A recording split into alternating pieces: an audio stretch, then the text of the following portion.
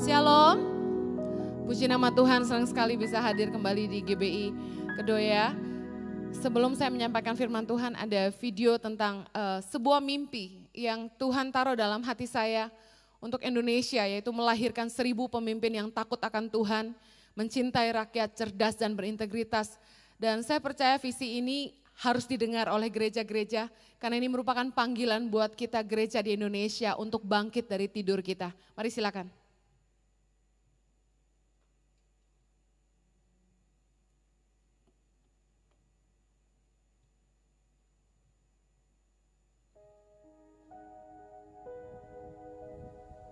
Anak-anak SD di pedalaman Indonesia harus berjalan jauh untuk bisa pergi ke sekolah.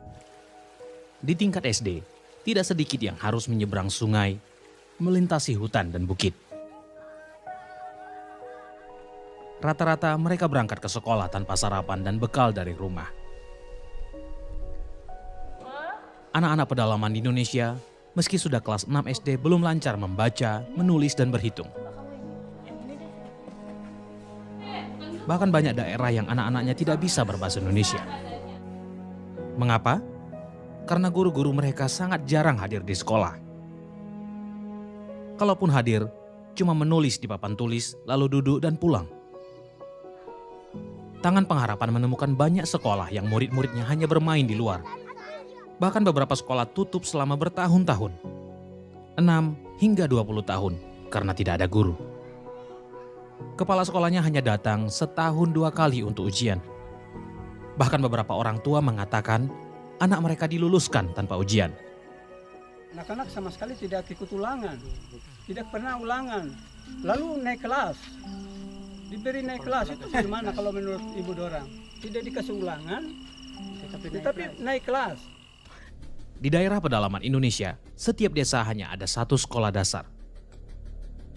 Karena rata-rata wilayah kepulauan, untuk melanjutkan pendidikan ke jenjang SMP dan SMA, anak-anak harus meninggalkan orang tua dan rumah mereka untuk bersekolah di kecamatan atau kota kabupaten terdekat.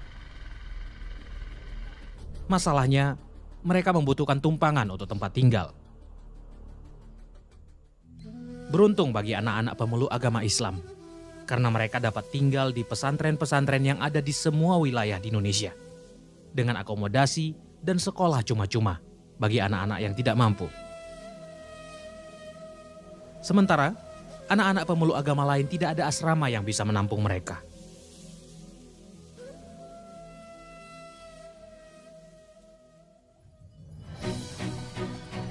Sebagai kontribusi bagi dunia pendidikan anak-anak pedalaman di Indonesia, sejak tahun 2016, Tangan Pengharapan telah mengirimkan 100 guru berstrata 1 setiap tahunnya yang telah dilatih dan dipersiapkan untuk tinggal dan mengajar di centers yang terletak di daerah-daerah pelosok, tanpa listrik, tanpa internet, dan beberapa lokasi yang sulit air.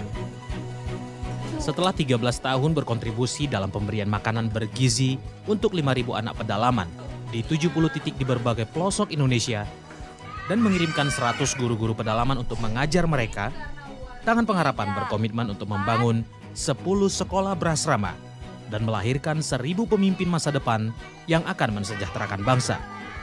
Anak-anak yang terpilih untuk masuk ke sekolah berasrama ini adalah anak-anak berprestasi dari keluarga tidak mampu, khususnya yatim piatu, yang memiliki karakter yang baik, jiwa seorang pemimpin, dan harus kembali ke daerah mereka masing-masing untuk menjadi pemimpin-pemimpin yang berjuang mensejahterakan daerah mereka setelah mereka menyelesaikan pendidikannya nanti.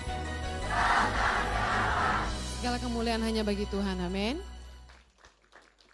November 2018 yang lalu, tepat setahun yang lalu, saya bilang sama suami saya yang paling ganteng sedunia itu, saya bilang gini sama Jojo, Jo, tahun 2019 kita jangan bikin asrama lagi. Kita sudah punya 4 asrama, 2 di NTT, 1 di Jakarta, dan 1 di Papua, di Merauke. Dana yang keluar cukup banyak itu kalau dihitung per anak itu di asrama. Saya bilang sama anak Jojo, lebih baik kita bikin feeding and learning centers, karena secara jumlah anak jauh lebih banyak yang kita tolong. Dana yang keluar untuk asrama tuh besarnya minta ampun. Kenapa bisa gitu? Karena anak yang di asrama tinggal dengan kita 24 jam 7 hari. Dari obat kutil sampai obat jerawat itu tanggung jawab kita. Dari kapas pembalut tensoplas itu tanggung jawab kita. Dari urusan sakit gigi sampai sakit hati itu urusan kita. Jadi saya bilang gitu sama Jojo, ini secara logika manusia, ya, ini bukan kata Tuhan. Kemudian saya pergi khotbah ke gereja Pak Rubin di Kelapa Gading.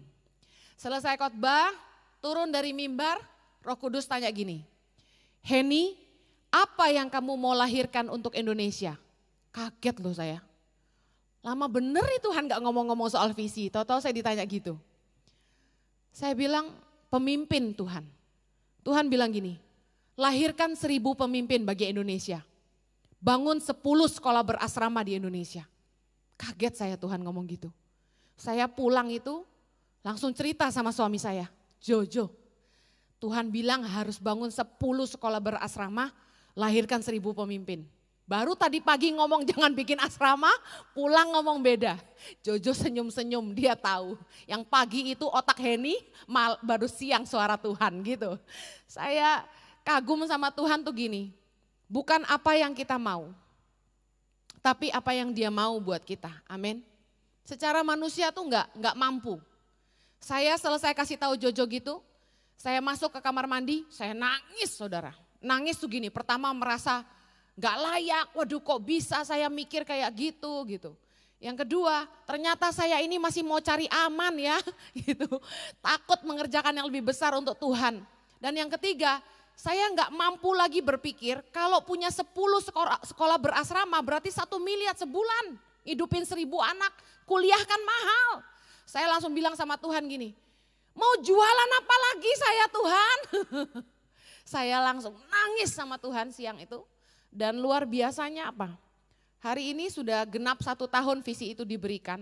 Saya mau cerita sama saudara, 5 sekolah berasrama sudah hampir rampung. Tuhan itu luar biasa, katakan dia besar. Tanpa konglomerat di belakang kami, tanpa gereja besar, tanpa pengusaha, tanpa usaha. Tapi Tuhan itu maha besar, dia menyediakan semuanya. Amin. Wah kok Patrick ini saksilah dari semua yang kami kerjakan, keuangan kami kan diobrak-abrik sama Ko Patrick. Suruh tanya aja kita ambil apa dari tangan pengharapan ya. Saya kasih tahu bahwa Tuhan itu hidup dalam hidup kita, jangan pernah mengecilkan kuasanya. Amin. Apa sih yang Anda hadapi hari ini? Saya kasih tahu, kalau masalah saya aja segede gitu, masalah Anda cuma ngurusin 2-3 domba di rumah tuh enggak seberapa. Percayalah Tuhan sanggup bekerja lebih dahsyat dalam hidupmu. Katakan amin. Saya ingin masuk dalam khotbah saya malam hari ini. Saya ingin share tentang ketulusan dalam kebaikan. Enggak tahu kenapa Tuhan kok lagi ngajarin soal hati. Bicara soal ketulusan. Saya mau bahas sedikit dulu tentang kenapa orang Kristen itu harus giat berbuat baik. Titus 2 ayat 7 berkata gini. Dan jadikanlah dirimu sendiri suatu teladan dalam berbuat baik. Hendaklah engkau jujur dan bersungguh-sungguh dalam pengajaranmu. Katakan teladan dalam berbuat baik. Saya nggak tahu pernah share nggak sama saudara bahwa kekristenan itu identik dengan kebaikan. Di mana-mana orang Kristen itu dituntut baik, katakan amin. Kalau Anda tidak baik dunia bingung. Dan ternyata ayat ini menegaskan bahwa kita harus jadi teladan dalam berbuat baik. Nggak boleh orang Kristen ngomong gini, apa urusannya sama saya? Kenapa dia susah saya mesti tolong. Ternyata Tuhan itu mau kita jadi teladan. Bayangin kalau Yesus bilang gini, ngapain mereka yang berdosa saya yang mesti mati. Ngapain mereka yang berdosa, mereka yang jahat, saya mesti turun ke dunia untuk menyelamatkan mereka. Biar aja dihukum mereka. Yesus gak kayak gitu. Tapi Yesus turun untuk kita, menyelamatkan kita. Dan kita yang gak layak terima kebaikan dia selamatkan kita. Kita ini dituntut untuk jadi teladan dalam berbuat baik. Kebaikan itu gak perlu banyak alasan. Gak perlu alasan untuk nolong orang. Amin. Lihat slide ayat berikutnya. Boleh balik ke slide. Roma 15 ayat yang pertama. Kita baca sama-sama. Kita yang kuat wajib menanggung kelemahan orang yang tidak kuat. Dan jangan kita mencari kesenangan kita sendiri. Setiap orang di antara kita harus mencari kesenangan sesama kita demi kebaikannya untuk membangunnya. Saudara dengar firman Tuhan. Orang yang kuat harus menanggung yang lemah. Saya kasih tahu, kalau hari ini Anda dilahirkan ke dunia ini dalam keadaan kaya raya, saya kasih tahu, Anda punya tanggung jawab untuk menolong yang lebih lemah. Kalau di dalam keluargamu, sebagai anak, anggota keluarga, rumah tanggamu yang paling diberkati Tuhan, saya kasih tahu, Anda punya tanggung jawab untuk menolong keluarga mulai yang lebih lemah. Yang mengerti katakan amin. Ironis sekali ketika di keluarga besar mama saya temukan justru yang paling kaya, paling pelit. Yang paling kaya, yang paling gak peduli sama adik-adiknya. Tuhan itu memberkati kita dengan satu tujuan. Supaya kita peduli kepada orang yang lebih lemah dari kita. Amin. Tujuannya apa sih? Supaya kita itu tidak jatuh dalam dosa keserakahan. Kita tidak boleh dibutakan oleh segala kelimpahan nafsu dunia, kegemerlapan yang akhirnya membuat kita sesat dan celaka. Kita harus senantiasa berbuat baik dan peduli kepada orang lain. Tetapi pertanyaan saya hari ini, Anda yang sudah rajin berbuat baik, apakah engkau tulus melakukannya? Saya langsung masuk pada kebenaran firman Tuhan tentang ketulusan. Seringkali dalam hidup kita bertemu dengan orang-orang model begini. Yang pertama, tidak tahu berterima kasih. Bokamsia people. Orang-orang serakah yang kita tolong, malah mau ciak kita. Kita tolong mereka malah mau makan kita. Orang-orang aji mumpung yang udah kita tolong gak tahu diri. Nah, saya kasih tahu. Orang-orang model beginilah yang diizinkan Tuhan hadir dalam hidup kita untuk menguji ketulusan kita. Karena orang tulus itu enggak nuntut balas budi. Tapi kadang-kadang kita enggak sadar kita tulus atau enggak dalam berbuat baik. Sampai kita ketemu sama orang-orang yang enggak tahu berterima kasih. Berbuat baik bukanlah kebaikan tanpa ketulusan. Berbuat baik kepada orang yang baik sama kita, itu bukan kebaikan, itu keharusan. Mertua baik sama kita, masa kita enggak baik sama mertua? Menantu baik sama kita, masa kita enggak baik sama menantu? Berbuat baik sama orang yang baik sama kita, itu mah bukan kebaikan, itu keharusan. Berbuat baik kepada orang yang bisa membalas perbuatan baik kita, ada kodok di balik batu. Membantu karena ada kodok di balik batu, ada kemauan. Kita baik sama dia karena kita ada maunya. Kemudian berbuat baik supaya kita dipuji sama orang. Itu bukan kebaikan, itu kemunafikan. Berbuat baik karena memandang muka, lihat-lihat orang. Itu bukan kebaikan, itu kepentingan. Saya akan bahas lebih dalam kemudian. Saya akan mulai dengan yang pertama.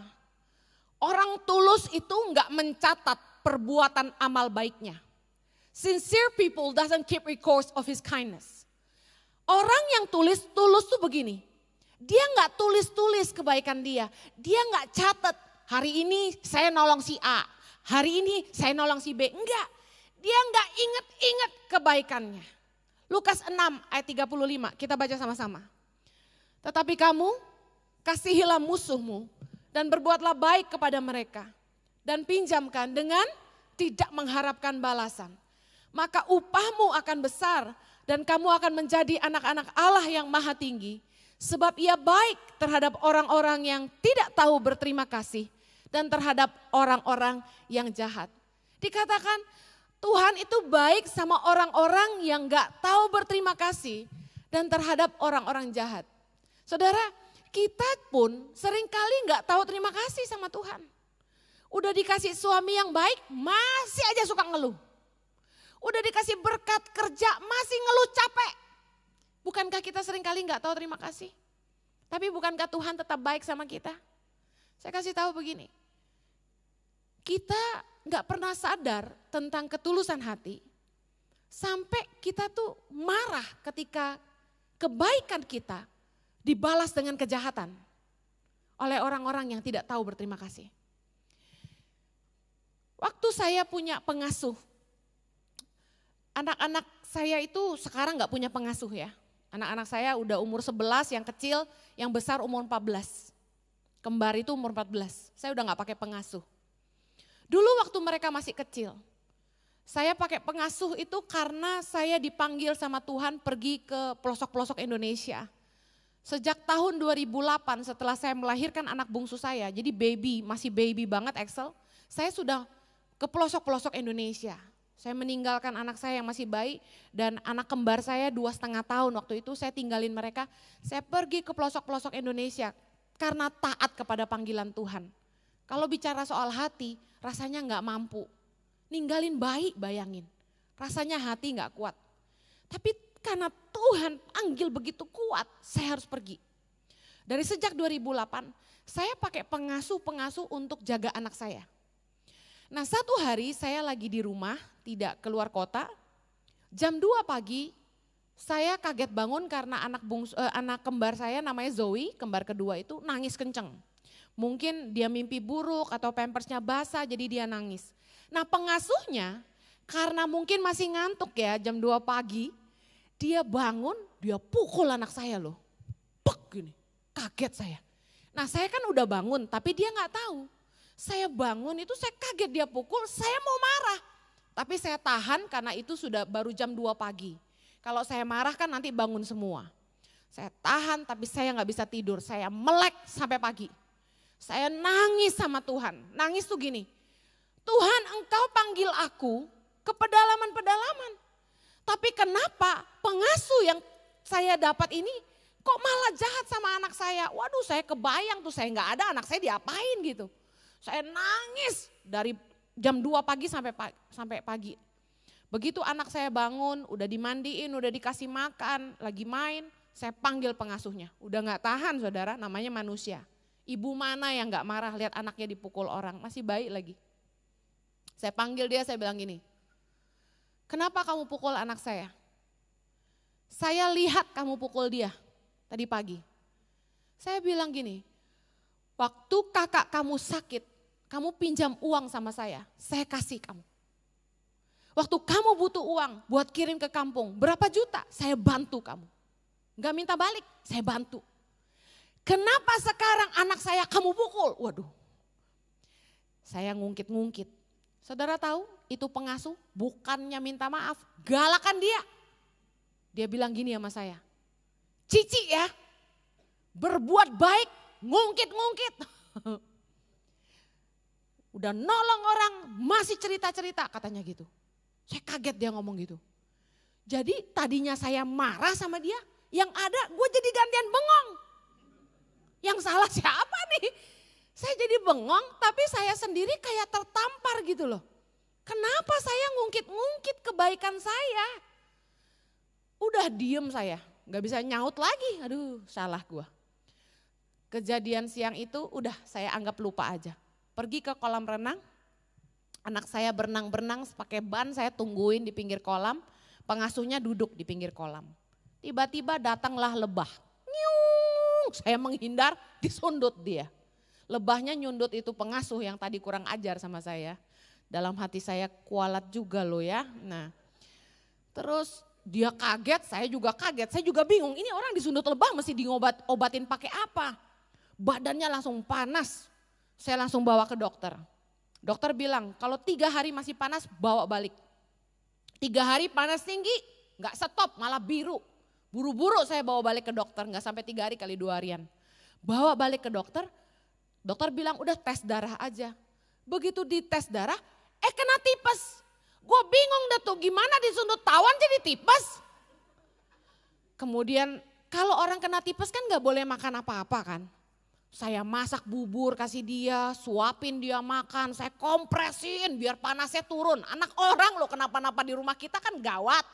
Saya kompresin terus, kasih obat, dia udah gak berdaya, pucat. Aduh sampai hari ini saya masih ingat tuh muka, pucat gitu. Saya kasih obat, saya kasih bubur, kompres, doain. Sampai sembuh, saya kirim pulang. Dia bilang saya pulang aja, saya kirim pulang. Sampai hari ini gak balik, puji Tuhan. Tapi pelajaran apa yang saya petik? Justru dari dia inilah saya belajar arti ketulusan.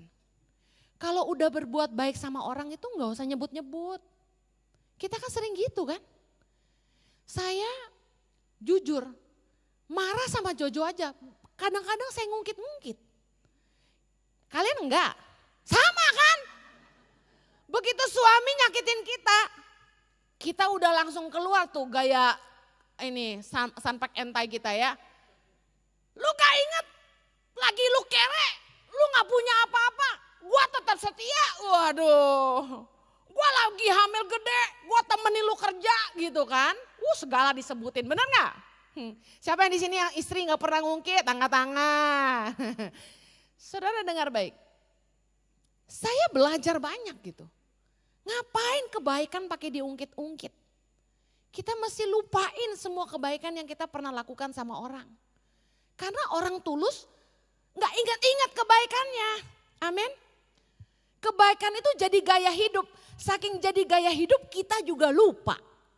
Satu hari Jojo pernah diajak ketemu sama seorang pemuda. Dia bilang, kok Jojo kita bisa ketemuan? Saya bilang boleh, kita ketemu bertiga di Plaza Indonesia, makan pizza di lantai 4. Terus dia cerita gini, saya kaget juga lihat ini pria ya, tinggi besar, tangannya tatoan. Duh kok ngajak Jojo ketemu, nih lurus apa enggak nih saya pikir ya. Terus dia bilang gini, kok pasti lupa sama saya ya, dia bilang gitu. Terus Jojo bilang, iya. Saya dulu sekolah di Australia kok. Tahun 98, orang tua saya nggak bisa kirim duit ke Australia karena krisis ekonomi. Terus gereja bikin retret, saya nggak bisa ikut karena nggak ada duit. Kok Jojo kasih saya $50 dia bilang.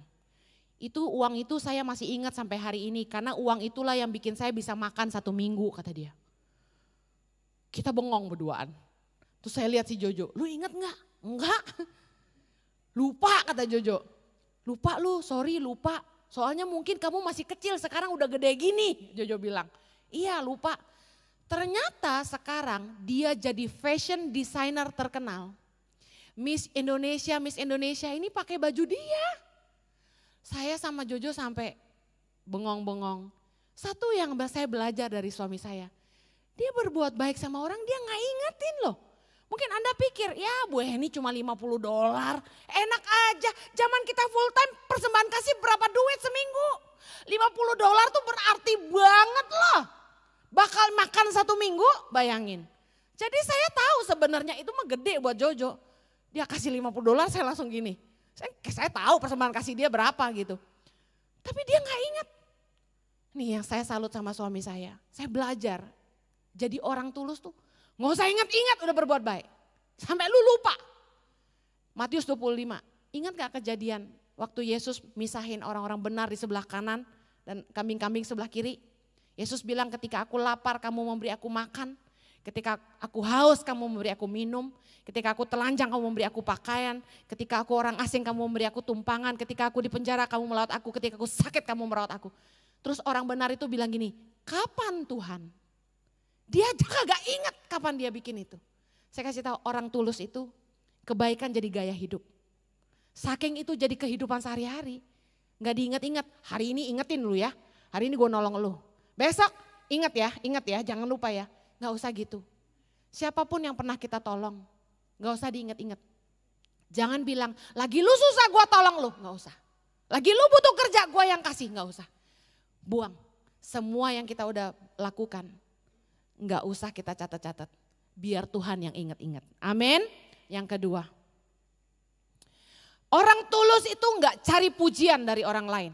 Matius 6 ayat yang keempat, kita baca sama-sama. Hendaklah sedekahmu itu diberikan dengan tersembunyi. Maka Bapamu yang melihat yang tersembunyi akan membalasnya kepadamu. Saya mau tanya, sedekah yang seperti apa yang dibalas sama Tuhan? Coba baca ayat ini. Sedekah yang tersembunyi. Dapat pujian gak dari orang? Dilihat gak sama orang? Orang tahu gak? Nah saya kasih tahu. Persembahan, sedekah, kebaikanmu yang kamu tabur, yang tidak dilihat orang, yang tidak dapat pujian, yang gak dapat aplaus dari orang, itu yang dibalas sama Tuhan. Pujian dari manusia itu malah menghalau berkah dari sorga. Waktu kita nolong orang, waktu kita nabur dan orang sampai tahu karena kita naruh persembahan kita kencang-kencang, gubrak gitu. Saya kasih tahu, begitu manusia tepuk tangan, kamu hebat, kamu baik, kamu murah hati, kamu luar biasa, kamu orang kaya yang dermawan. Saya kasih tahu, firman Tuhan berkata, pujian dari manusia menghalau berkah dari sorga. Kita lihat ayat selanjutnya. Matius 6 ayat yang kedua.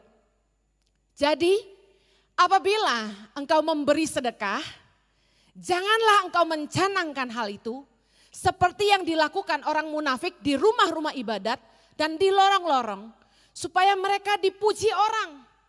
Aku berkata kepadamu, sesungguhnya mereka sudah mendapat upahnya. Dengar, mereka sudah mendapat upahnya. Artinya apa? Kalau orang berbuat baik untuk dipuji orang, itu bukan kebaikan, itu kemunafikan, katakan amin.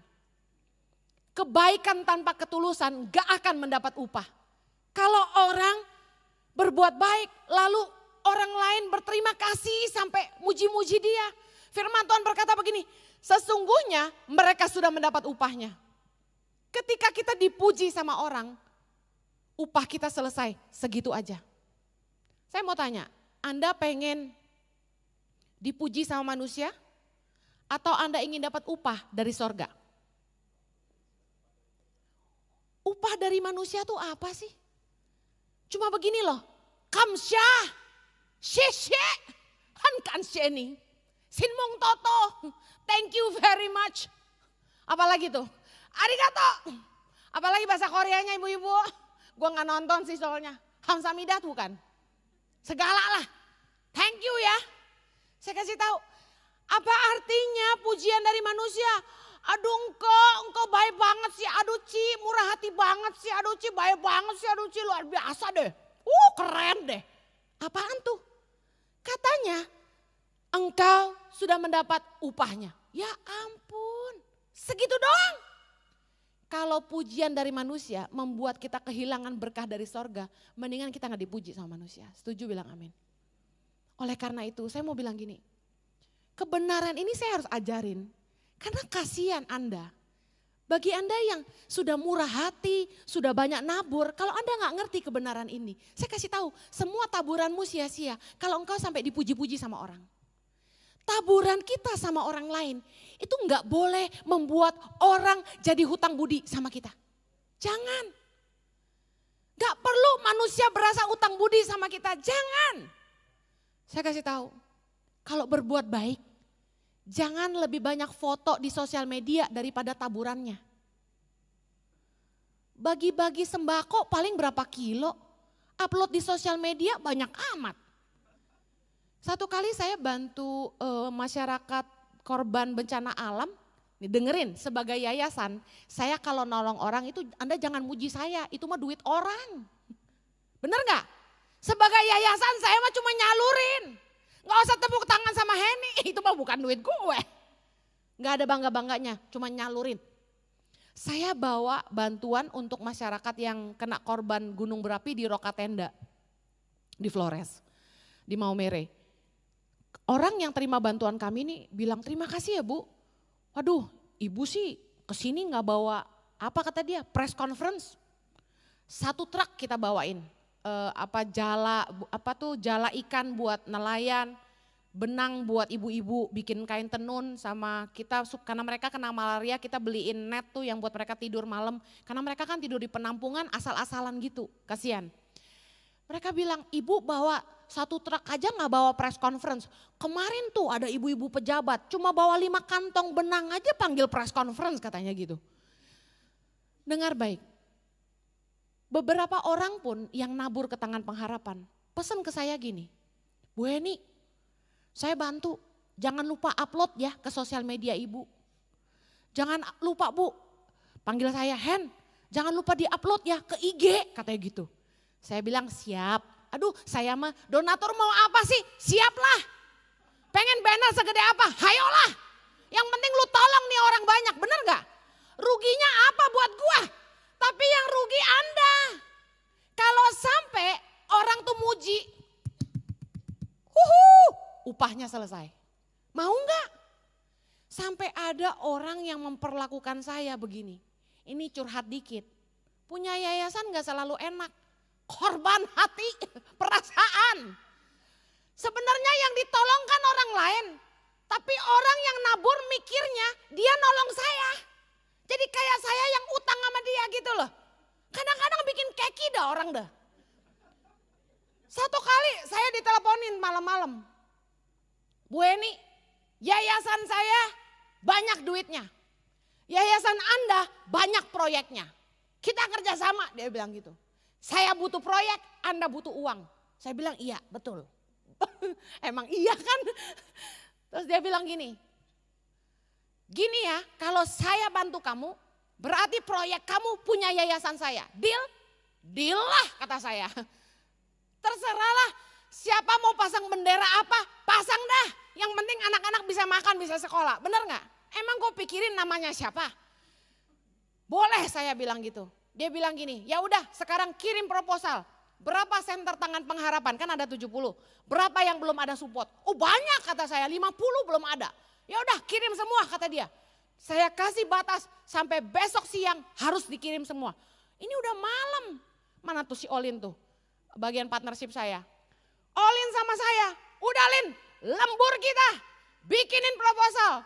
Sampai 50 biji, bikinin saya bilang. Orang mau bantu, masa kita gak mau? Lah daripada gua suruh jualan kaos melulu, bener gak? Gua bikinin dah. Sampai pagi tuh bikin si Olin, kasihan tuh. Akhirnya besoknya Olin kasih tahu dia. Pak, udah kami email ya proposalnya. Tahu gak jawabnya apa? Suruh Ibu Heni sendiri yang telepon saya. Dia gak mau ditelepon Olin. Gak dianggap tuh orang. Itu orang itu. Bayangin.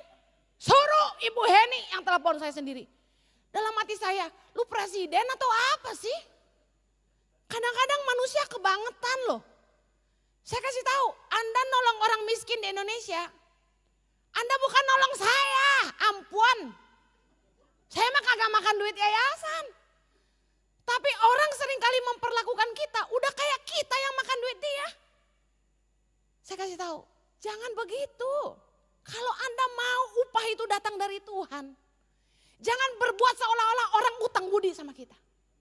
Tulus aja. Nolong orang tulus. Jangan minta dipuji, gak usah. Pujian dari manusia menghalau berkah dari sorga. Resiko loh saya ngomong gini, ada yang sakit hati gak mau nyumbang lagi. Tapi saya harus ngajar kebenaran ini. Kalau Anda ingin diberkati sama manusia, jangan lagi mengharapkan pujian dari manusia. Harapkan berkah dari sorga. Amin. Biar Tuhan yang lihat.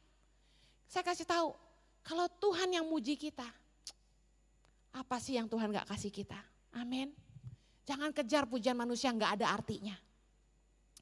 Kebaikan tanpa ketulusan gak akan mendapat upah. Jadilah agen kebaikan tanpa mencari muka, tanpa banyak bersuara. Lakukan karena Anda taat kepada firman aja. Katakan amin. Yang ketiga, orang tulus itu gak mengharap balasan. Kalau tadi gak catat-catat kebaikan, gak ungkit-ungkit. Kalau ini benar-benar gak harap balasan. Matius 6 ayat 34, kita baca sama-sama. Dan jikalau kamu meminjamkan sesuatu kepada orang karena kamu berharap akan menerima sesuatu daripadanya. Apakah jasamu? Orang-orang berdosa pun meminjamkan kepada orang-orang berdosa supaya mereka menerima kembali sama banyak. Firman Tuhan sampai menggambarkan perbandingan antara orang benar dan orang berdosa. Orang benar harusnya tulus, kalau berbuat baik jangan harap balas apa-apa. Orang berdosa aja kalau berbuat baik ada udang di balik batu. Masa kita sama? Artinya gitu. Dengar baik, kalau Anda berbuat baik, jangan beri supaya kita diberi. Jangan menolong supaya kita juga ditolong. Jangan melakukan sesuatu supaya menerima sesuatu. Lakukan aja dengan ketulusan. Karena prinsip firman Tuhan, orang yang menabur pasti menuai. Tapi satu kebenaran yang saya mau ajarkan begini. Apa yang manusia enggak balas kita, itu bagian Tuhan yang membalasnya. Justru berbuat baiklah banyak-banyak kepada orang tuh yang gak bisa balas kebaikan kita. Cari orang tuh yang malah gak pernah bisa balas kebaikan kita. Karena mereka yang kita tolong dan gak bisa balas, itu bagian Tuhan yang membalasnya bagi kita.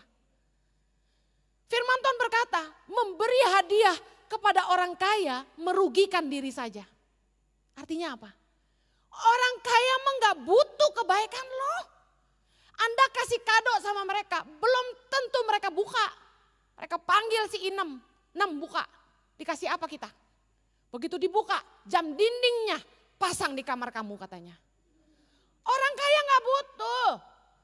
Saya kasih tahu, firman Tuhan tuh gak pernah salah. Carilah orang yang benar-benar butuh dan kita bantu. Orang yang gak bisa balas perbuatan kita, itu justru target utama kita. Jangan buang garam di lautan. Makanya kenapa saya memutuskan gak mau banyak bantu anak jalanan lagi di Jakarta. Soalnya ngeselin. Dikasih nasi bungkus dilihat dulu isinya apa. Soalnya sekali tepuk tangan, satu hari mereka bisa kumpulin duit 25.000 sampai 300.000 sehari. Anak jalanan loh. Saya berkecimpung di anak jalanan dari September 2007 sampai Maret 2008 saya hentikan. Gak ada artinya. Dia orang gak mau sekolah. Karena kenapa? Sekolah buat apa Kak? Dia bilang. Saya bilang buat apa ya sekolah ya? Biar bisa jadi orang yang berguna kata saya gitu. Buat cari duit kan Kak? Dia bilang. Nah ini saya udah bisa cari duit katanya gitu. Nah emang bener sih. Jadi saya putus asa nolong anak jalanan. Dan Tuhan bisikin ke saya gini. Help the one that need the most. Bantulah orang yang paling membutuhkan. Karena justru orang yang benar-benar gak bisa balas perbuatan kita. Itu bagian sorga yang membalas. Kalau sorga yang balas, aduh gak terhitung jumlahnya. Semuanya dipelihara Tuhan. Yang percaya katakan amin. Ibrani 13 ayat yang kedua dan Roma 12 ayat 13 mengajar kita untuk kita rajin-rajin memberi tumpangan kepada orang. Nah saya kasih tahu, kita harus memberi tumpangan kepada orang. Bukan suatu hari kita satu hari ke luar negeri atau kita ke Bali dikasih tumpangan sama dia. Bukan, kita kasih tumpangan sama orang karena firman Tuhan memerintahkan demikian. Dikatakan bantulah dalam kekurangan orang-orang kudus dan usahakanlah dirimu untuk selalu memberikan tumpangan. Bayangin, udah usahakanlah selalu lagi, tegas banget. Kita harus selalu memberi tumpangan. Tuhan senang kita kasih tumpangan buat orang. Jangan sampai kita kedatangan teman dari Kanada. Kita bilang, wow Kanada, kita belum pernah tuh. Ci, kalau ke Jakarta kabarin ya, ntar saya jemput deh. Tinggal di rumah saya. Murah hati sekali. Gak apa-apa sih, baik itu memberi tumpangan, amin. Tapi jangan buntut ceritanya gak enak. Ntar kalau saya ke Kanada, saya tinggal di rumah Enci juga ya gitu ujung-ujungnya. Banyak orang begitu, jujur aja. Teman-teman datang dari Australia, kita tampung di rumah kita, numpang di rumah kita. Kita senang ngelayanin orang, kita tulus nganterin mereka ke sana sini, nganterin makan, jemput mereka di bandara. Tapi satu kali kita pergi ke Australia, kita udah gak punya rumah di sana. Kita butuh tumpangan, begitu kita telepon, boleh gak nginep berapa hari di rumah kamu? Aduh sorry, gak bisa. Telepon lagi yang satu, boleh gak numpang di rumah kamu? Aduh sorry gak bisa. Telepon lagi yang satu, bisa gak numpang di rumah kamu? Oh sorry gak bisa. Sebagai manusia, nih saya mau ngomong nih, kecewa juga. Dalam hati kita mikir gini, kurang ajar loh. Giliran lu ke Indonesia lu cari gua. Minta gua jemputin, minta gua anterin makan. Tinggal di rumah, kita layanin 1000%. Kita cuma numpang berapa hari di Australia, pelit amat. Saya kasih tahu, orang teman-teman di Australia itu pada kerja. Dia rata-rata pada gak mau kasih tumpangan, kenapa? Repot ngurus tamu. Dan yang jemput ke bandara, jarang-jarang ada yang mau jemput ke airport. Kenapa? Mahal parkirnya, ribet tolnya, segala macam. Udah lu bayar taksi aja $80 katanya gitu, bayangin. Orang gak suka jemput-jemput di bandara kalau di Australia, kalau bukan bener-bener sayang sih gitu. Secara daging, kita pasti marah. Giliran lu ke Indonesia lu cari gua lu. Giliran gue ke Australia, gue numpang susah amat. Ini sahabat nih. Bener gak? Jujur, coba Anda, kecewa gak? Kecewa. Tapi saya belajar, udah tulus aja. Kita kalau melakukan kebaikan, gak usah ngarepin balasan. Besok-besok mereka cari saya lagi kalau ke Indonesia, kira-kira saya terima gak? Tetap terima. Kan gak ngarep balasan. Mereka gak layani kita di Australia, gak masalah. Banyak orang gak tulus. Ngasih saya tempat tinggal sih di Australia, tapi ada titip pesen. Siapin kamar buat gue ya kalau gue ke Jakarta ya gitu. Dengar, karena saya udah capek ngadepin orang-orang yang gak tulus, saya bisa ngomong gini sama saudara. Berbuat baiklah, karena orang yang gak tulus itu bikin lelah. Selalu ada udang di balik batu. Dia berbuat baik apapun sama kita, selalu ada maunya. Itu melelahkan sekali. Lelah gak? Coba istri-istri saya tanya. Kalau suami melok ada maunya, lelah gak? Lelah kan? Pengen gak sekali-sekali suami tuh melok tanpa tujuan apapun di balik pelukan itu? Pengen gak? Tuluslah dalam mengasihi. Tuluslah dalam memberi. Kadang-kadang tuh kalau orang selalu datang dengan agenda, sangat melelahkan bagi kita. Amin. Next slide. Jangan banyak foto saya lah, capek liatnya. Matius 25 ayat 40. Dan raja itu akan menjawab mereka, aku berkata kepadamu, sesungguhnya segala sesuatu yang kamu lakukan untuk salah seorang dari saudaraku yang paling hina ini, kamu telah melakukannya untuk aku. Dengar baik, justru orang yang paling hina yang kita tolong, itu kita lakukan buat Tuhan. Yang mau katakan amin. Yang kelima, kok udah lompat ke sono aja ya. Orang tulus menolong semua orang tanpa memandang muka. Jangan baik cuma sama orang kaya aja. Jangan memandang muka, tuh artinya gini, kalau baik tuh jangan pilih-pilih. Jangan kalau sama si A gue baik, kalau si B ntar dulu. Si C gue baik, kalau si D ya lihat-lihat. Saya kasih tahu, berbuat baik itu tulus, orang gak bakal lihat ini kaya atau miskin. Kulitnya putih atau hitam, keriting apa lurus, orang gak lihat begitu. Kalau kita tulus, kita berbuat baik tuh gak pilih-pilih orang. Orang yang tulus, sama yang miskin dia baik, sama yang kaya dia baik. Sama bosnya dia baik, sama bawahannya dia baik. Tapi banyak kali orang begini, sama bosnya dia baik banget. Sama pembantunya gak baik banget. Giliran sama temen yang bisa kasih kang tahu, dia baik banget. Coba giliran temen yang gak bisa ngasih dia keuntungan, biasanya gak baik. Nah, saya kasih tahu, orang yang tulus gak beda-bedain orang. Baik tuh sama semua orang. Ayat firman Tuhan banyak, kita waktunya gak ada. Bagaimana kita di gereja gak boleh beda-bedain. Yang cincinnya berliannya paling gede, yang duduk paling depan, giliran yang gak pakai apa-apa duduk paling belakang. Firman Tuhan bilang gitu, gak boleh beda-bedain orang. Seringkali kita manusia itu terpancing, giliran sama yang kelihatan lebih rapi dikit kita hormat. Tapi yang kelihatan lepe-lepe gak jelas gitu biasa kita gak hormat. Saya kasih contoh, koko saya pernah jadi orang nomor 3 di Commonwealth Bank di Indonesia. Sebelum dia sampai di kedudukan itu, dia buka cabang Commonwealth Bank di seluruh Indonesia. Dan dia bilang sama saya gini, Hen, kamu tahu di Indonesia ini beda sama Australia.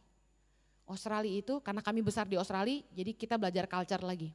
Di Australia itu orang yang berduit gak bakal kelihatan berantakan. Rapi banget, necis, kelihatan berduit tuh sama berpendidikan beda tampilannya. Di Indonesia kebalikannya dia bilang.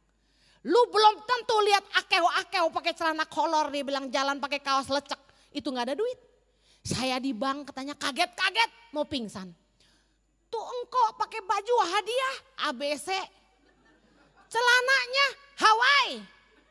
Selutut, pakai sendal jepit, keplek, bawa kantong plastik kresek. Masuk ke bank, buka deposito 2 miliar loh kata dia. Mau pingsan gak?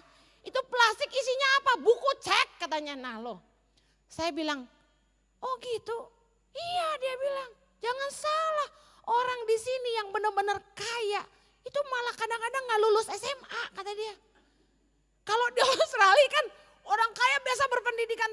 gitu. Di sini dia bilang, lulus SD aja bisa jadi konglomerat loh, jangan salah kata dia gitu. Nah, ini sebuah pelajaran yang buat saya tuh berharga. Kadang-kadang manusia itu pilih-pilih lihat penampilan. Kita gak pernah tahu loh, orang yang ketemu kita hari ini dia siapa. Jangan karena lihat penampilannya lecek, kita gak hormat. Jangan salah, jangan-jangan itu yang punya kantor kita. Amin. Belajar tulus gak memandang muka. Saya ingat Jojo lagi. Satu hari Jojo telepon saya. Jo, Hen, ini ada orang dia lagi masak kompornya meledup kebakar. Mukanya kebakar, badannya kebakar. Mukanya tuh sampai meleleh, matanya tuh sampai turun. Udah kayak monster deh. Tangannya lengket di badan tinggal tulang. Nempel di badan gini, gak bisa lepas. Nih orang sampai frustasi mau bunuh diri. Tolong kamu kirim duit ya, bantuin dia supaya dia bisa berobat. Ini orang di Sumatera Utara, di kampung mana, dia harus lari ke Medan, masuk rumah sakit. Kamu tolong transfer duit, bantuin nih orang. Saya bilang gini, hoax. Aduh istri Jojo nih logika banget ya otaknya. Kan kita sering dapet tuh WhatsApp, foto orang sakit, terus cerita-cerita kan. Bagi teman-teman yang tergerak hatinya mau bantu nih anak sakit kanker lah, apalah nomor rekeningnya ini. Lah saya kan baca, ini orang cowok, kenapa nomor rekeningnya cewek? Saya bilang ini mah hoax kata saya. Udah kamu jangan percaya beginian. Jojo marah, ini yang kasih informasi saya kenal. Kamu nurut aja, transfer. Oh takut gua kalau Jojo udah galak, transfer lah. Transfer, terus gak lama orang ini ternyata gak punya BPJS. Waduh saya panik. Saya bilang Jo, ini orang gak punya BPJS. Kita mesti bayar berapa nanti dia berobat? Udah bantu aja. Jojo bilang oke.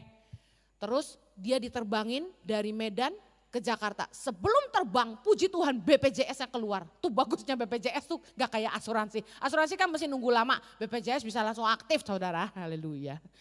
Nah pindah ke Jakarta masuk rumah sakit di Jakarta Barat.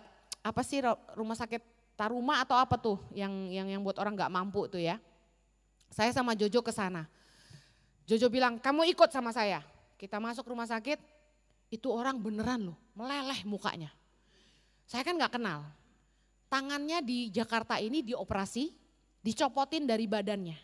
Karena berlobang ditempel daging dari pahanya kalau nggak salah. Jadi bisa copot, udah bisa copot gitu. Jarinya udah tinggal tulang putih-putih, kasihan banget. Pas dia lihat suami saya, dia nangis tuh. Dia terharu, ini pendeta yang nolong dia gitu. Begitu kita samperin, kita doain. Jojo bilang dia harus bayar kos karena kakaknya nemenin dia gak punya rumah di Jakarta mesti ngekos segala macam. Jojo bilang sama saya, bantuin Hen. Iya saya bilang, kita pulang di jalan suami gue langsung ngonyop-nyop. Tuh kan hoax kamu liatin tuh orang sakit katanya gitu. Nah kadang-kadang jujur ya, saya kan mewakili saudara. Kita kan suka gak percayaan kalau orang minta tolong, benar gak? Jangan-jangan tipu lagi lah gitu kan. Tuh gara-gara orang suka nipu sih, jadi giliran yang benar-benar sakit kita juga gak percaya gitu loh. Benar gak? Nah terus juga kalau kita itu nolong orang kan kita cenderung mau nolong cuma yang kita kenal. Kita nolong saudara, benar gak? Kita nolong temen. Saya salut dah sama Jojo mah. Bukan siapa-siapa ditolong gitu loh. Ya, lah Bu Heni itu keliling Indonesia, nah itu kan panggilan Tuhan. Kalau yang begini nih kan kasus pribadi gitu loh. Saya belajar banyak gitu. Kalau berbuat baik tulus tuh gak milih-milih. Bukan karena dia siapa, kita tolong dia. Lakukanlah karena kita peduli. Karena Tuhan mau kita harus menjadi teladan dalam perbaikan. Amin. Yang terakhir, orang tulus itu tetap baik meski orang lain enggak baik. Lukas 6 ayat 32, kita baca sama-sama. Dan jikalau kamu mengasihi orang yang mengasihi kamu, apakah jasamu? Karena orang-orang berdosa pun mengasihi juga orang-orang yang mengasihi mereka. Sebab jikalau kamu berbuat baik kepada orang yang berbuat baik kepada kamu, apakah jasamu? Orang-orang berdosa pun berbuat demikian. Banyak orang yang berkata bahwa kebaikan adalah kelemahan. Kebaikan adalah kebodohan. Saya kasih tahu, baik sama orang yang baik sama kita, itu mudah. Mudah enggak? Tapi tetap baik kepada orang yang tidak baik sama kita. Mengasihi musuh kita. Menabur, memberkati orang yang jahat sama kita. Saya kasih tahu, itu gak mudah. Itu butuh kekuatan. Kebaikan itu sebuah kekuatan. Orang baik itu gak akan berubah. Hanya karena orang memperlakukan dia dengan tidak baik. Justru waktu kita ngadepin orang-orang yang gak baik, sifat asli kita tuh diuji. Kalau orang baik sama orang yang baik sama dia, orang jahat juga bisa, kata firman Tuhan. Tapi sifat aslinya orang itu baru diuji ketika dia disakiti. Kalau dia benar-benar baik, dia gak akan berubah. Hanya karena orang memperlakukan dia gak baik. Emas gak akan jadi batu hanya karena dimasukkan dalam api. Malah emas semakin murni. Berlian gak akan jadi intan hanya karena diinjak-injak orang. Berlian akan tetap jadi berlian. Orang baik akan tetap baik meskipun diperlakukan dengan tidak baik. Bohong kalau kita bilang kita orang baik tapi kita jahat sama orang. Saya kasih tahu, mau berbuat baik maupun berbuat jahat, dua-duanya ada harganya. Mari kita lihat firman Tuhan. 1 Petrus 3 ayat 17 bilang gini. Sebab lebih baik menderita karena berbuat baik, jika hal itu dikehendaki Allah, daripada menderita karena berbuat jahat. Jadi mau baik maupun jahat sama-sama menderita sebenarnya. Bedanya gini, orang baik itu menderitanya apa?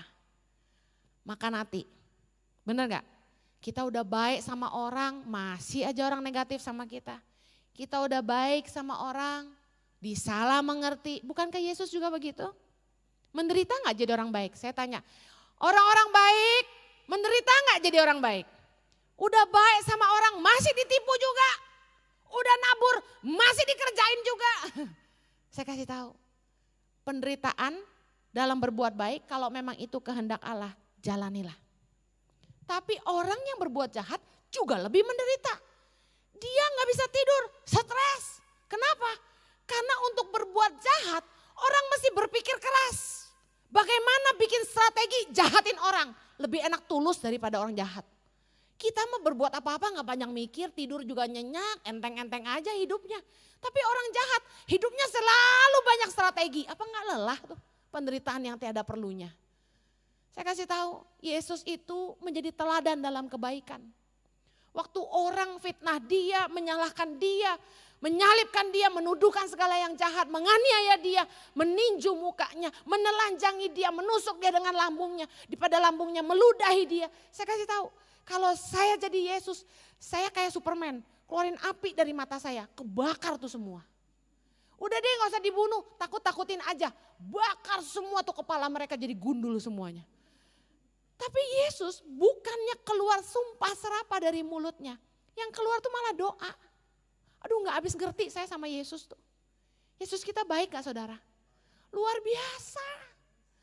Aduh luar biasa, inspirasional. Rasanya gak sanggup deh kayak Yesus deh, kayaknya belum, saya belum nyampe. Tapi dengar, bersyukur kita punya Tuhan seperti dia. Sehingga kita punya contoh teladan, saya harus seperti Yesus. Kalau hari ini Yesus gak kasih teladan, kita dijahatin orang, kita ludahin balik. Tapi karena kita punya teladan, kita gak salah tapi disalahin. Kita bisa ngampunin orang. Kita punya mertua yang selalu negatif sama kita. Kita bisa ngampunin. Karena kita lihat Yesus jadi teladan buat kita. Saya kasih tahu, orang yang baik gak akan berubah jadi jahat hanya karena diperlakukan gak baik sama orang. Saya ini pernah disuruh diceraiin loh sama mertua saya. Jojo diperintahin, ceraikan istrimu. Kalau kamu sayang mama, ceraikan istrimu. Mau pingsan saya, anak udah 3 suruh ceraiin gua lagi. Mending kalau kita salah, kita kagak salah disuruh ceraiin bagaimana? Saya cuma menyerah sama Tuhan. Marah saya sama suami saya, tetap marah padahal dia gak salah. Tapi saya kasih tahu, tiap kali saya dimarahin sama mertua saya cuma jawab, iya ma, iya ma. Gak tahu, Tuhan tuh bikin lidah saya nih kayak gak bisa jawab aja gitu. Disalah-salahin, padahal saya gak salah. Saya gak seperti yang dia omongin, gak tahu tuh pikirannya bisa bisa negatif kayak gitu? Gimana ceritanya saya juga nggak tahu. Iblis mah paling bisa ya kan? Mutar balikin fakta kan paling pintar tuh. Saya cuma jawab, sorry mah, iya mah. Saya lagi pergi ke pedalaman, baru mau turun mobil, mau lihat anak-anak pedalaman. Dia WA marah-marah, menantu kurang ajar lu gini. Aduh, tang tong sampai saya langsung gak konsentrasi, langsung gak bisa turun, lemes kaki saya. Ini kenapa lagi mertua gua gak ada habisnya pencobaan ini ya Tuhan gitu kan. Tapi saya terus ngampunin mama saya, mertua saya terus doain dia. Saya bilang sama mertua saya, Ma, kalau nanti mama sudah gak mau kerja lagi, kalau nanti mama sudah tua, saya akan urus mama. Saya kasih tahu, Jojo anak pertama.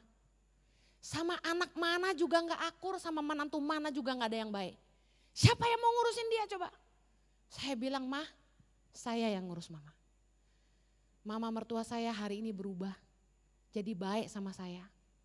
Gak tahu kayak ada kengerian rohani gitu buat dia. Abis ngomelin saya dia minta maaf loh. Sorry ya, mama marahin kamu. Gak apa-apa mah, gak apa-apa. Saya khotbah dia mau ikut loh ke gereja. Duduk dengerin saya. Coba saya jadi mantu kurang ajar, diomelin ngelawan. Hari ini dia gak bakal mau terima Yesus. Gak bakal mau denger khotbah saya, bener gak? Malah dia jelek-jelekin saya pasti bilang tuh mantu kurang ajar, bener gak? Nama Tuhan gak dipermuliakan. Tapi Tuhan itu baik, bibir saya dibikin keluh gak bisa jawab, tiap kali dimarahin telan aja. Tapi Tuhan itu baik, penderitaan selesai. Dia jadi baik, sayang sama saya, gak berani marah-marah lagi. Dia bilang, Mama tahu kamu hamba Tuhan, Mama minta maaf gitu. Haleluya, haleluya. Nah, kesaksian nyata ya, saya selesai. Next berikutnya cepetan, jangan dipindahin terus, capek deh. Jangan berhenti menebar kebaikan hanya karena kamu tidak dihargai dan pernah dikecewakan dan dimanfaatkan. Seringkali ini yang bikin kita berhenti jadi orang baik. Soalnya kita berbuat baik gak dihargai. Kita dikecewakan sama orang yang kita bantu. Dan kita dimanfaatkan, kebaikan kita dimanfaatkan. Saya kasih tahu, hanya orang yang hidupnya bermanfaat yang bisa dimanfaatkan. Kalau Anda sampai dimanfaatin sama orang, jangan marah. Tepuk pundakmu sendiri dan bilang gini, emang gua orang bermanfaat. Cuma orang bermanfaat yang bisa dimanfaatin orang. Amin. Kalau kita nggak berguna, siapa yang pakai kita? Haleluya. Galatia 6 ayat 9. Baca sama-sama. Janganlah kita jemu-jemu berbuat baik. Karena apabila sudah datang waktunya, kita akan menuai. Jika kita tidak menjadi lemah. Dengar baik. Jangan jemu-jemu berbuat baik, artinya jangan berhenti. Karena apabila sudah datang waktunya, kita akan menuai. Kalau kita tidak jadi lemah, tidak jadi lemah tuh gini, tidak jadi kecewa, tawar hati, kepahitan, berhenti berbuat baik. Kapan waktunya datang? Dengar ayat terakhir dari saya, Yohanes 5 ayat 29, baca sama-sama. Dan mereka yang telah berbuat baik akan keluar dan bangkit untuk hidup yang kekal. Tetapi mereka yang telah berbuat jahat akan bangkit untuk dihukum. Berapa banyak saudara yang mau bangkit untuk hidup yang kekal? Teruslah berbuat baik, katakan kanan kirimu, teruslah berbuat baik. Haleluya. Saya percaya bahwa ketulusan itu Tuhan ajarkan sama kita. Supaya kita belajar seperti Dia yang tulus mengasihi kita. Amin. Tuhan gak minta apapun sama kita. Dia mati, tebus dosa kita. Dia datang ke dunia, korbankan semuanya. Cuma satu, karena Dia mengasihi kita. Karena begitu besar kasih Allah akan dunia ini. Banyak saudara yang mau belajar mengasihi dengan ketulusan. Katakan aku mau Tuhan. Kita berdoa yuk. Bapak terima kasih.